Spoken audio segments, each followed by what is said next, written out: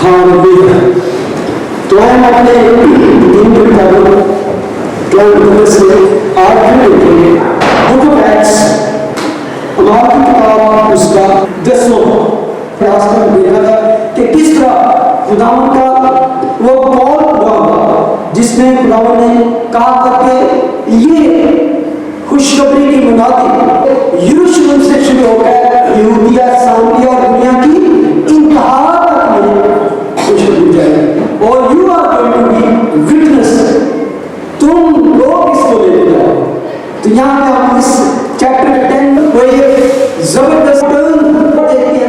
खुदावन का बड़ा फजल यहाँ पे हम देखते हैं, यहाँ से यहूदियों में से यरूशलेम से निकल कर ये कनान जो है दुनिया के गैर लोगों तक पहुंचा और उसका सबसे बड़ा हम टर्न देखते हैं कुरनेलियस, एक सेंटोरियन जो था, एक सूबेदार था जो इस खुशखबरी को रिसीव करने वाला समझ रहे हैं पहला शख्स था। चैप्टर 10 में हम पढ़ चुके हैं तो किस तरह का उसका कैरेक्टर था।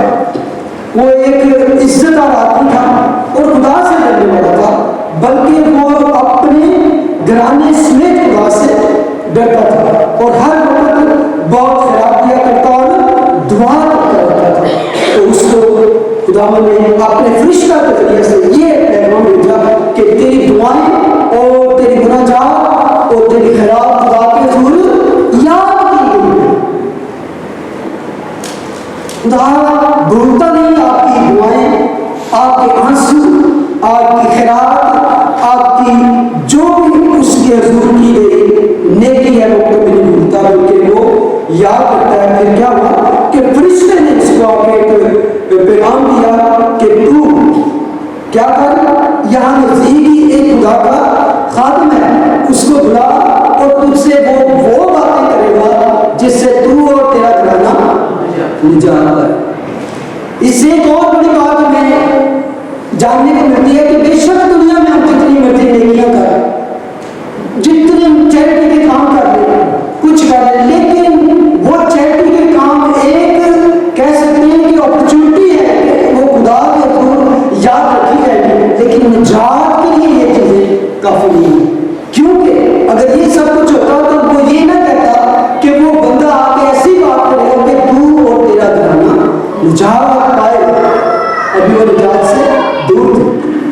हमने देखा था कि किस तरह फिर सारा वो विजन उसने देखा, फिर वही दूसरी तरफ खुदा ने एक रोया में पतरस को आगाह किया कि किस तरह लोग आ रहे हैं, तो तुम उनके साथ किस तरह जाना, बड़ी बहस पूछ करी नो बेग कट के कुछ बगैर उसके साथ चले जाना। क्योंकि यहूदियों और गैर कौम में एक बहुत बड़ी दीवार थी, वो यही समझते थे कि ये सारा फसल, ये सारी मेहरबानी खुदा ने सिर्फ इसराइल कौम के लिए की, यहूदियों के लिए सारा कुछ है।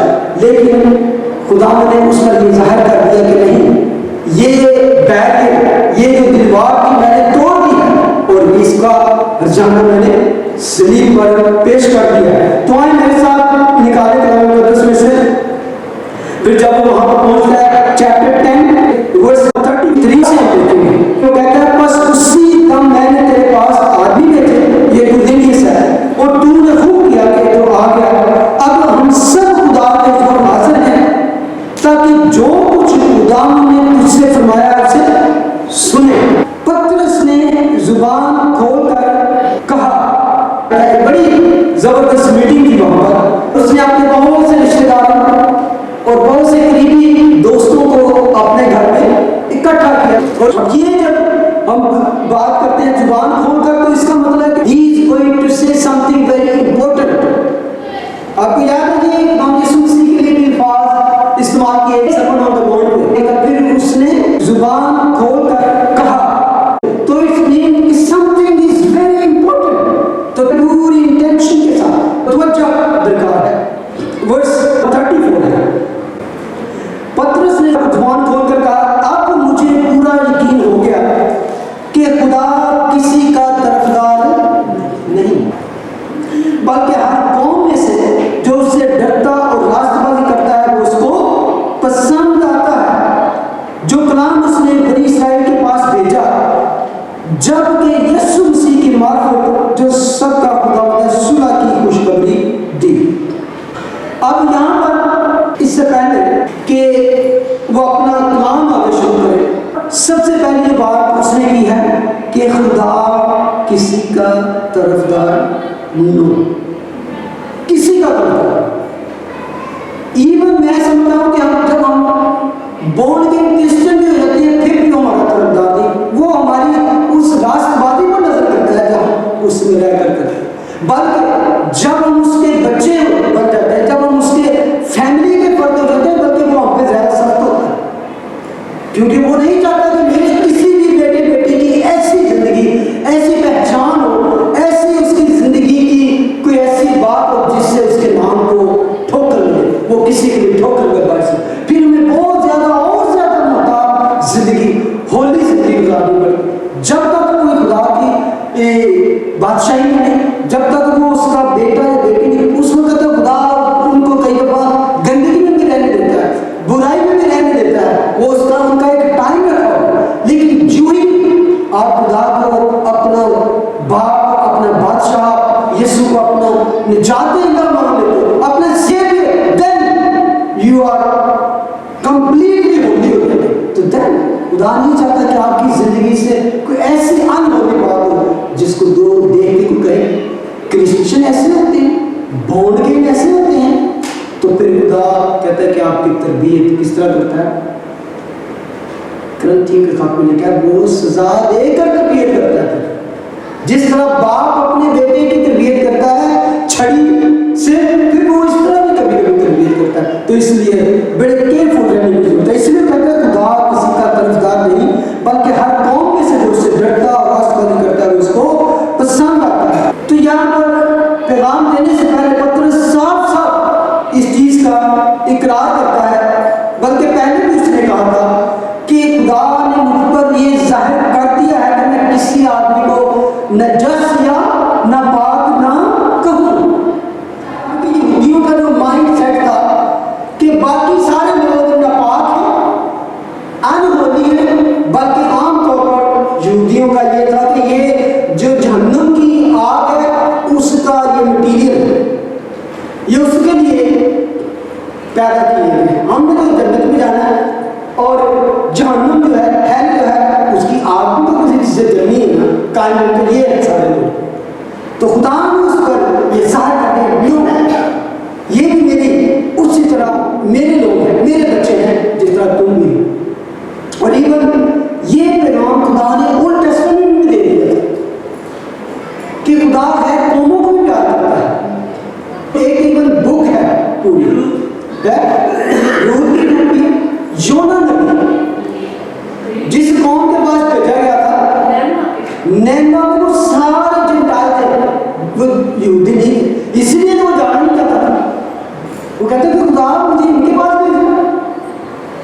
और इवन जब वो चला भी गया है, आपको अगर गौर से पढ़े, जब पहले तो वो जाके तो जहाज पर चढ़ गया कि मैं पहुंच जाऊंगा, लेकिन खुदा ने फिर तरीका ऐसा किया कि, और इसलिए ये उस चीज का सबूत है कि अगर खुदा ने आपको किसी चीज के लिए मुकर्रर कर दी है तो आप भागेंगे तो भाग नहीं सकते।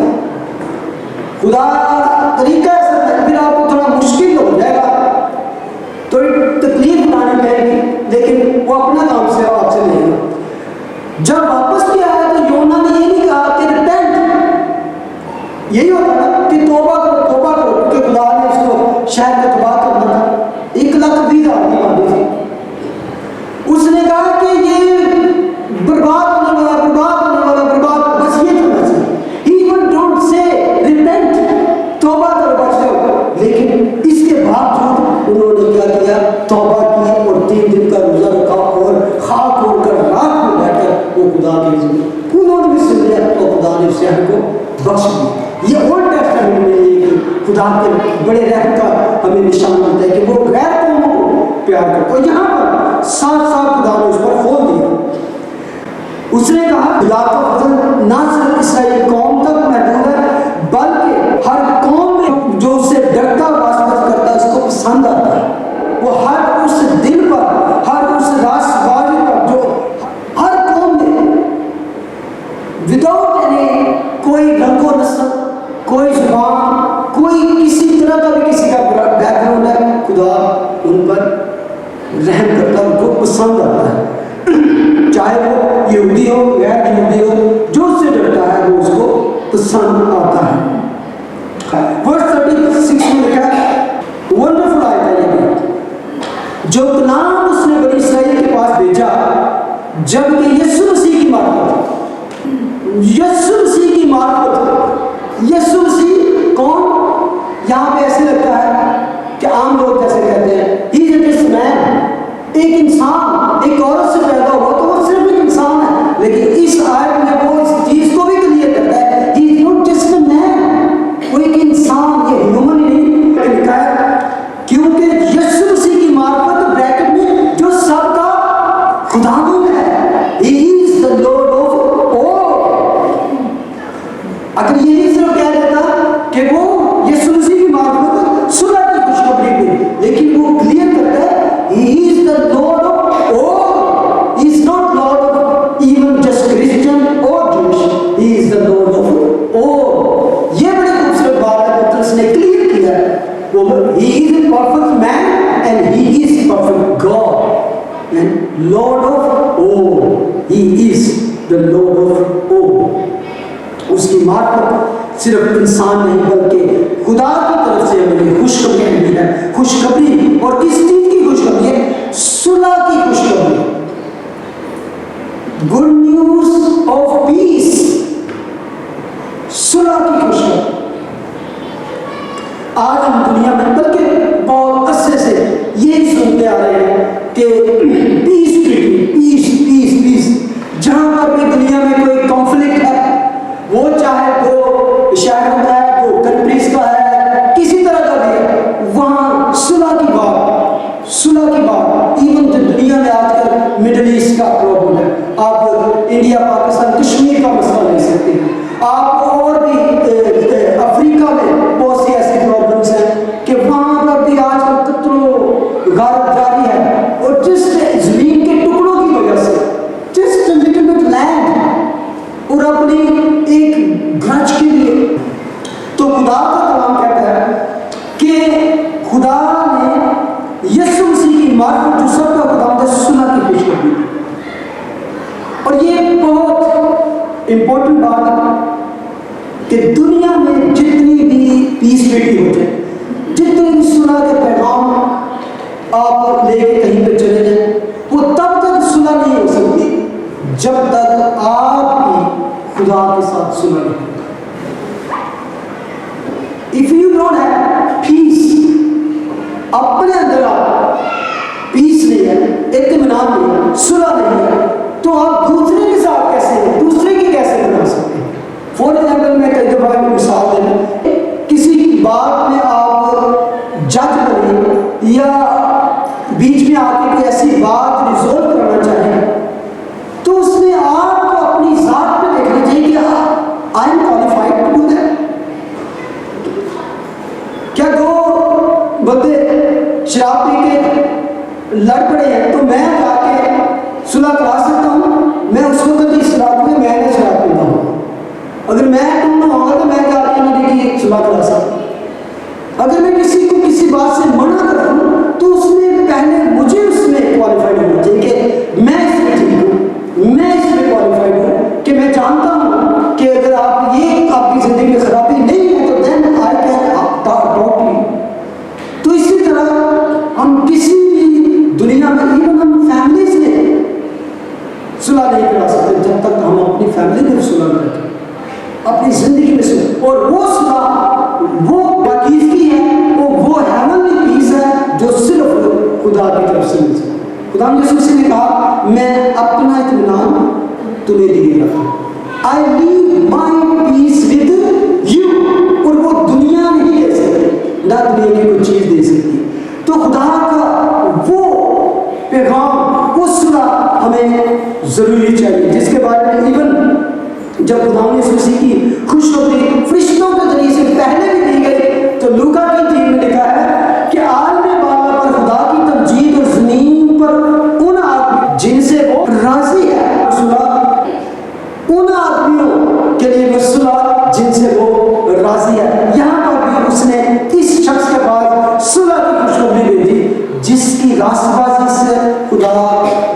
खुश था, तो उसने अपने जात का दरवाजा भी उसके लिए खोल दिया ताकि वो बिल्कुल कंप्लीट हो जाए। आगे लिखा है वर्ष 37 में, उस बात को तुम जानते हैं जो यूहन्ना के बपतिस्मा की मुनादी के बाद गलील से शुरू होकर तमाम यहूदिया में मशहूर हो गई।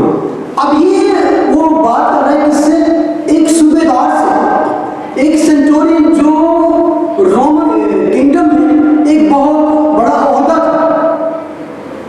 100 सोल्जर उसके अंडर होते थे, और ये कभी नहीं हो सकता कि जो ये कुरनेलियस था उस वाक्य से वाकिफ न हो जो चंद माह पहले ही उस शहर में यरूशलेम में वाकया हो चुका था। और ये सारे बल्कि रोमन किंगडम जो पूरी किंगडम थी वो उस वाकये की उस सारी जो कुछ हुआ उससे वाकिफ कर दे। बल्कि जब खुदा यीशु मसीह को पकड़ने के लिए भेजेंगे तो लिखा है कि बड़ी भीड़ लाठियों और तलवारों के साथ से, तो वहां पर जो भेजे गए थे ट्रूप्स भेजे गए थे रोमन्स के, देवर 600। तो वो कभी नहीं हो सकता कि इतनी पोजीशन रखने वाला आदमी इस सारे हालात से, इस सारे वाक्य से नावाकिफ हो। आपको ये भी याद होगा कि जी उठने के बाद अमाउस की रात पर खुदा यीशु मसीह 2 शागिर्दों से मिले, तो खुदा यीशु मसीह ने एक सवाल किया कि तुम ये क्या बातें कर रहे हो? तो उनका जवाब क्या था? कहते कि तू अकेला शख्स है, कितना बड़ा वाकया इस पूरे इसराइल में यरूशलेम तो तुझे पता ही नहीं।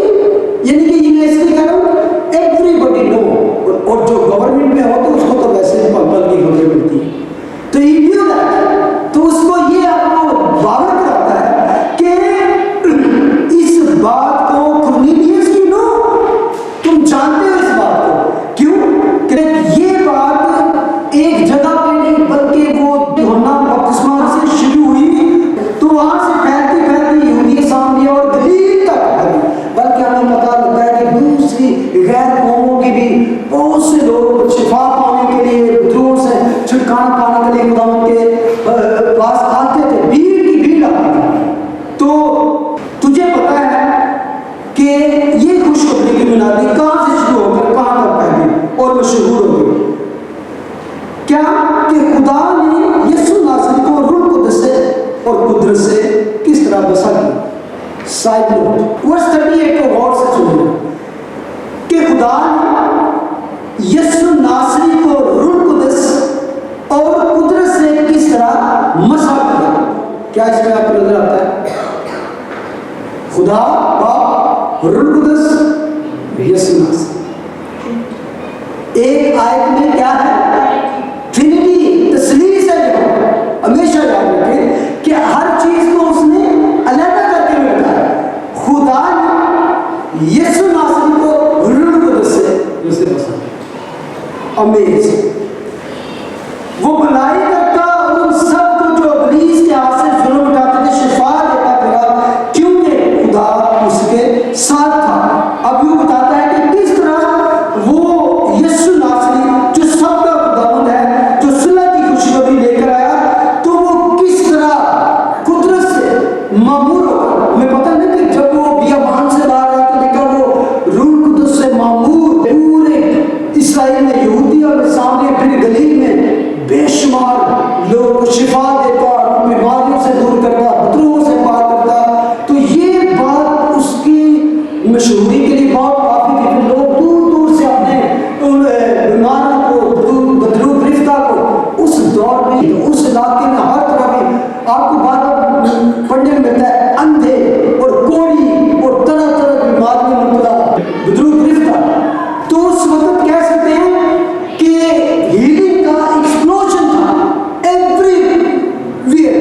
जिधर जिधर वो जाता explosion, everybody who comes to Jesus healing. लोग रस्तों में बिछाते, लोग लेके आते, तो खुदा ने यीशु के बारे में लिखा है वो हर एक को शिफा देता था, एक भी वापस खाली नहीं जाता था। तो ये भलाई के कामों के लिए वो आया और वो हर तरफ भलाई ही भलाई करता गया। इवन हम खुदा के कलाम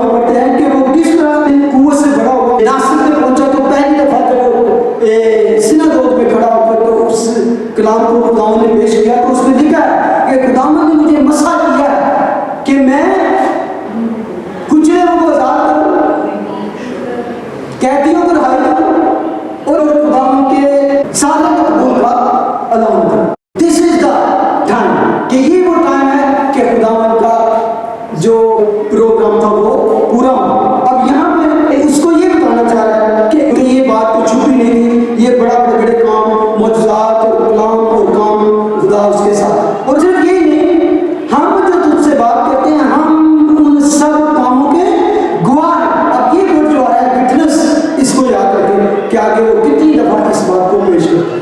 और हम उन सब कामों के गवाह हैं जो उसने यहूदियों के मुल्क और यरूशलेम में किए। ये तो हम गवाह, वी आर द विटनेस। 3 साल तक हम उनके साथ हैं, तो एक काम क्या गवाह है। लेकिन हुआ टर्निंग पॉइंट क्या था?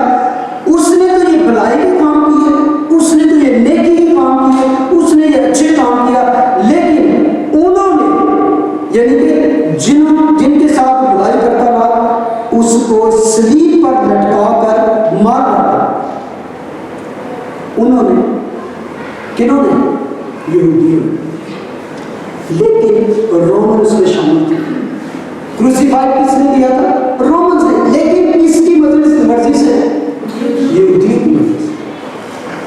रोमन का एक्चुअली खुदा के साथ कोई फटा नहीं था, कोई लड़ाई झगड़ा नहीं था, क्योंकि खुदा ने कभी भी रोमन गवर्नमेंट के खिलाफ कोई बात नहीं, किसी भी गवर्नमेंट के खिलाफ उसने कोई बात नहीं।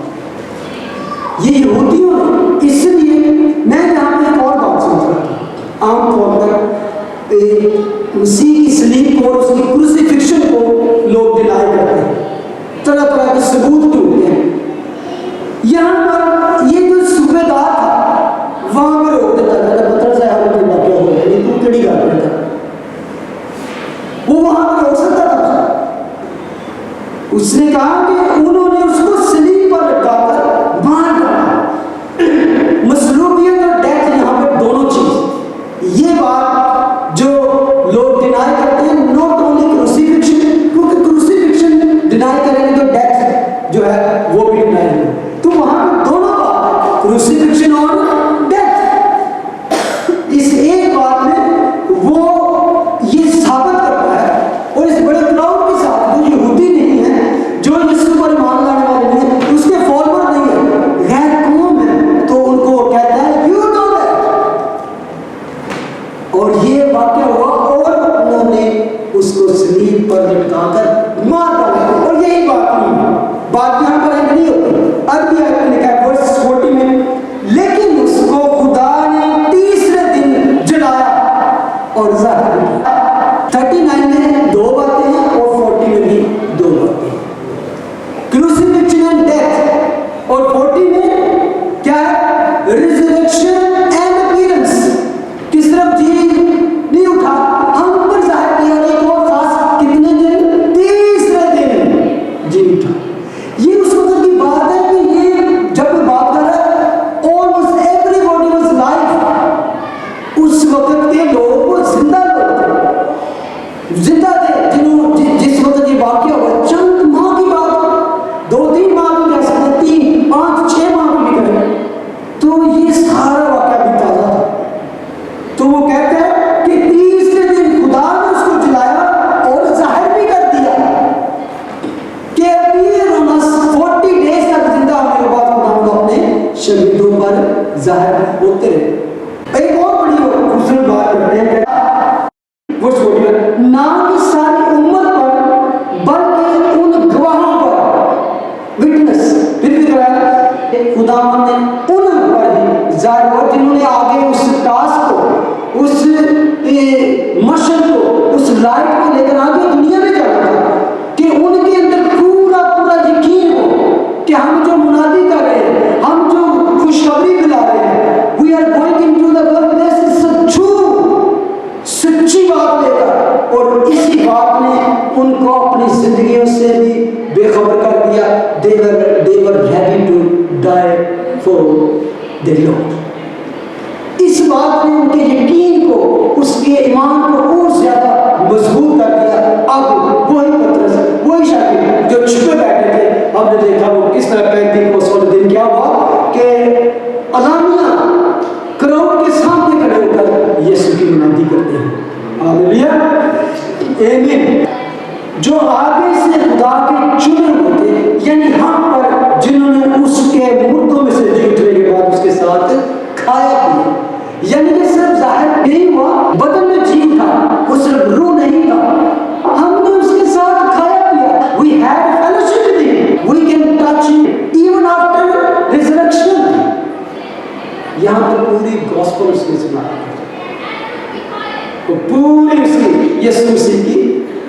जिंदगी के बारे में, और काम और उसकी मसलूबियत, उसकी मौत, उसकी रिजरेक्शन, उसकी अपीयरेंस और उसके साथ रफाकत के बारे में। और लिखा है वर्स 42, और उसने हमें हुक्म दिया, हम चुने हुए तो थे, हम गवाह थे, लेकिन इसके साथ उसका एक हुक्म भी था, खुदावंद का हुक्म था। क्या हुक्म था? कि उम्मत में मुनादी करो, गवाही दो, फिर गवाही का वर्ड है विटनेस, कि ये वही है, अब सुने, कि ये वही है जो खुदा की तरफ से जिंदों और मुर्दों का मुंसिफ मुकर्रर किया गया है। जिंदों और मुर्दों का जज, he is going to rule. यूहन्ना की इंजील के 5वें बाब में लिखा है कि खुदा ने अदालत का सारा इख्तियार भी बेटे को दिया है। जिंदों और मुर्दों का मुंसिफ मुकर्रर किया गया है। He is going to judge you। अब ये बड़ी बात है कि ये क्यों हमें गवाही करनी जरूरी है, क्यों हमें दुनिया को, कि वक्त आ रहा है कि जब तुम्हारी जजमेंट होगी तो कौन जज करेगा? He is the one, जिसको मुकर्रर किया है। ये है वर्षन। तो ये go and tell people judge is coming very soon to judge every single one। और एक बात मैं कहूंगा कि इसमें बार बार ये जिक्र है जो चुने गए हैं उनको खुदा ने एक हुक्म दिया है। क्या हुक्म दिया है? मुनादी करो। ग्रेट कमीशन क्या है? ये वर्ष में शायद मैथ्यू 28:18-20, जिसमें खुदा ने कहा कि आसमान और जमीन का कुल इख्तियार मुझे दिया गया है। तमाम लोगों में जाकर सब लोगों को शागिर्द बनाओ और जो ईमान लाए उन्हें बाप और बेटे और मुकद्दस नाम से बैप्टाइज करो, और उनको वो सब बातों की तालीम दो जो मैंने तुम्हें दी। और खुदा ने ये भी साफ कहा कि मैं दुनिया के आखिर तक हमेशा तुम्हारे साथ। This is the great mission. इसमें एक चीज कॉमन है, all authority given to me and teaching and preaching for all nation, all teaching and always I am going to be with you। अच्छा, लेकिन उन्होंने सिर्फ ये सारी हिस्ट्री नहीं बताई कि ये कोई नबी है जिसने मौजज़ात किए, बड़े काम किए और लोगों को शिफा दी, और फिर इसको सलीब लगाया, फिर मर गया, फिर जी उठा, हम पर ज़ाहिर हुआ, और ये जज भी करेगा। सिर्फ यही नहीं, बल्कि वो अब ये बताना चाहते कि जज से, उसकी अदालत से बच किस तरह सकते हैं। अदालत होनी है तो बचना किस तरह है उसकी अदालत से। तो आज वर्स 43 में उसने एंड इसमें किया है कि he has to present the gospel. तो यहाँ पर कहते हैं कि इस शख्स की सब नबी गवाही देते हैं कि जो कोई उस पर ईमान लाएगा उसके नाम से गुनाहों की माफी आ सकती है। ओल्ड टेस्टामेंट में जितने नबी थे वो इसकी तरफ इशारा करते हैं। This is the one. He is coming very soon. He will rule on the throne of David, and his kingdom is going to be everlasting kingdom। तो अब वो कहता है जो कोई उस पर ईमान लाएगा उसके नाम से गुनाहों की माफी आ सकती है। ये थी गॉस्पेल कि ये वो शख्स है, और अगर तुमने उस अदालत से बचना है तो क्या करना है? उसके नाम से गुनाहों की माफी हासिल। हम इन खड़े हो गए, हम खुदावंद का शुक्र अदा करते हैं कि खुदावंद ने हमें ये मौका दिया कि हमें उसने चुना। लेकिन time is very short and lord is coming very soon. So are you really chosen, चुने हुए? तो क्या आप इस जज्बे के साथ दुनिया में फिर रहे हो जिंदा कि जहां भी आपको मौका मिले आप यीशु के नाम की गवाही, you are chosen one and you are his witness. खुदा उनके से हमारे जरिए, मैंने लास्ट टाइम कहा था, अगर खुदा चाहता कि फरिश्तों के जरिए से पैगाम दे तो वो पतरस को ना बुलाता, वो फरिश्ते को कहते हैं